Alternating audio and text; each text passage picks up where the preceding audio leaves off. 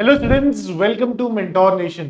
तो यार आज इस वीडियो में हम बात करेंगे कि अगर आईबी एसीआईओ 2 में आपका सिलेक्शन होता है तो आपकी सैलरी कितनी रहेगी, आपके प्रमोशंस कैसे रहेंगे, आपकी बेनिफिट्स और क्या क्या मिलेंगे, और आपकी ट्रेनिंग कहां पर होगी, and the last most importantly what kind of a work actually you will be doing. आप एक्चुअल में कौन सा काम करेंगे, वर्क प्रोफाइल कैसी रहेगी, जॉब प्रोफाइल कैसी होगी, उसके बारे में बात करते हैं। ठीक है, तो सबसे पहले जो सबसे इंपॉर्टेंट चीज है कि सर पैसा कितना कमाएंगे उस पर बताओ। तो लेट्स टॉक कि अगर हम बात करते हैं आईबी एसीआईओ 2 ऑफिसर की, तो यार उसमें ना कुछ चीजें होती हैं जो हमें समझनी जरूरी है। सबसे पहली चीज होती है यार कि जो हमारा ग्रेड पे होता है वो 4600 होता है, 4600 ग्रेड पे की ये जॉब है।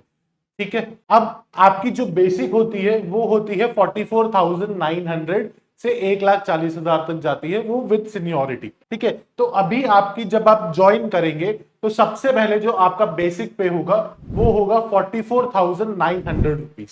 ठीक है, उसके बाद इसमें कुछ आपको अलग पर्क्स मिलते हैं, जैसे कि जो आपकी नोटिफिकेशन आई है उसमें आपको क्या बोला जाता है, level 7 44,900 to 1,44,400 plus admissible central government allowances. अब ये अलाउंसेस कौन कौन से वो बताता हूं।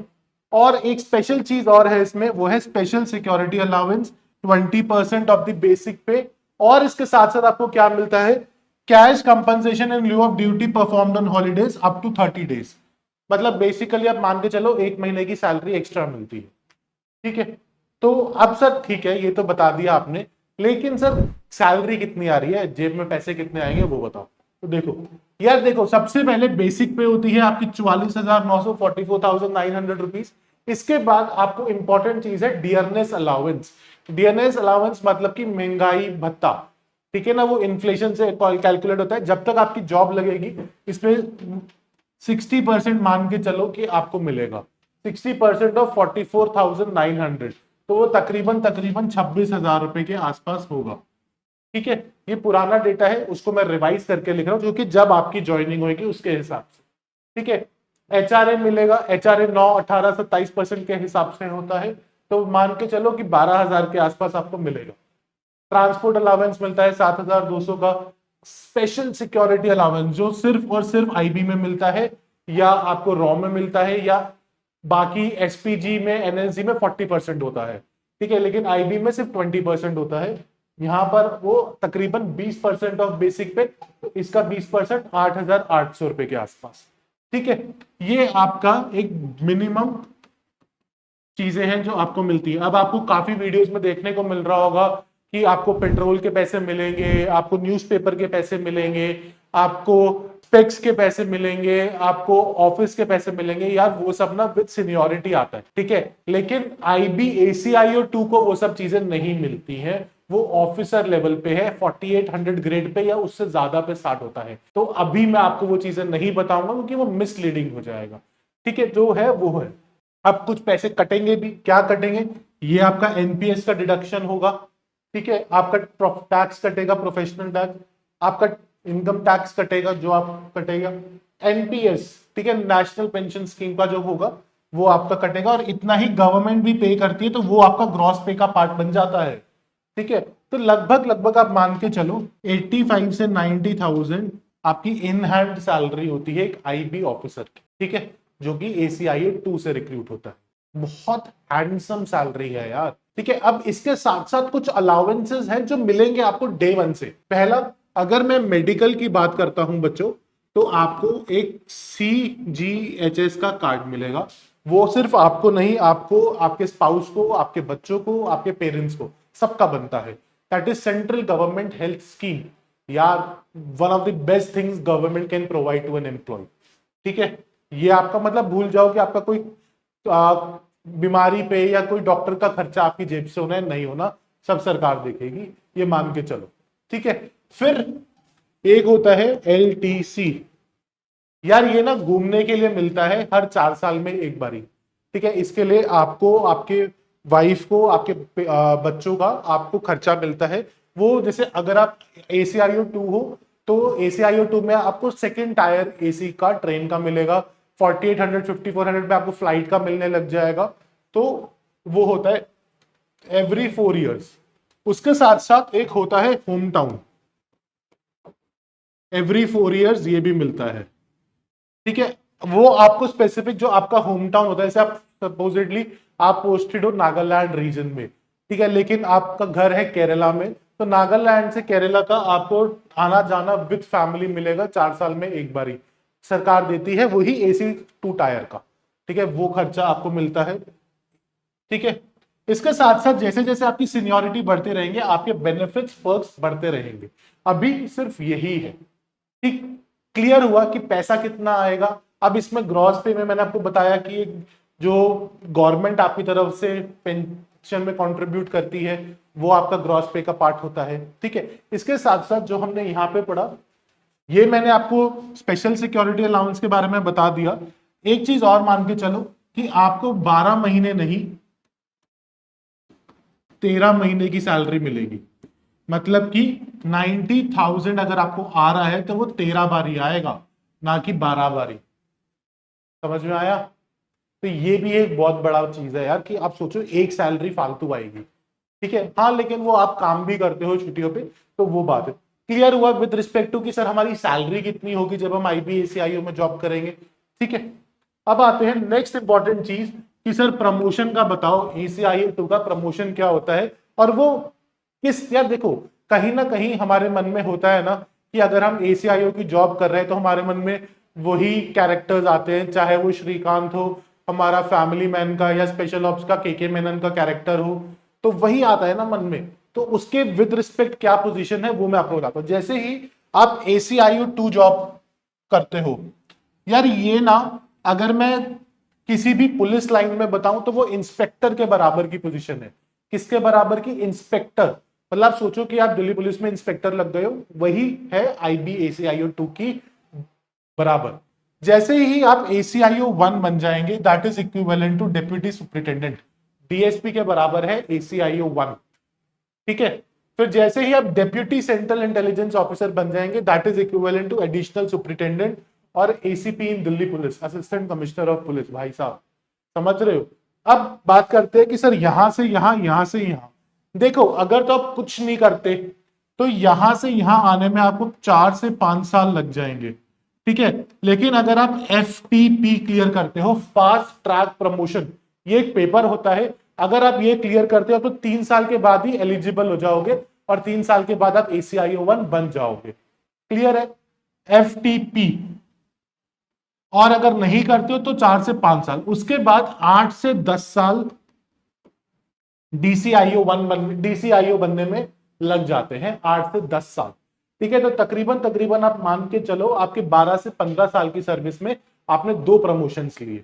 ठीक है, उसके बाद DCIO1 से यार असिस्टेंट डायरेक्टर बनने में आप मान के चलो तकरीबन नेक्स्ट 10 साल लग जाएंगे।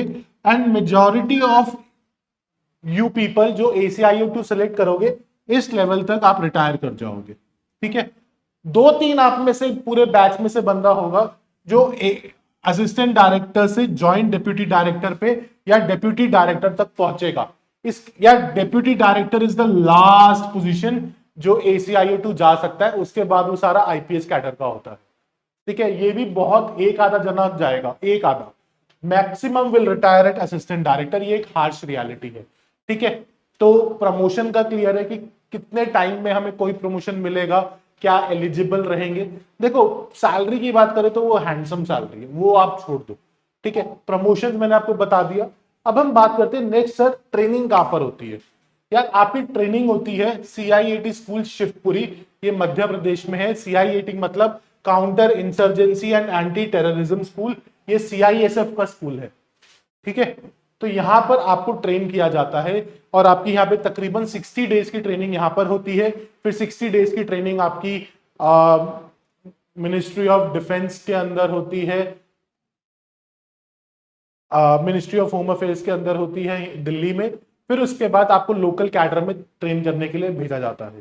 तो ये होता है CIAT स्कूल में ट्रेनिंग। अब यहाँ पर आपको ट्रेनिंग मिलती है with respect to explosives, with respect to your arms, with respect to physical, with respect to some tactical training, वो सब आपको इधर मिलती है CIAT स्कूल में। ठीक है, शिवपुरी में।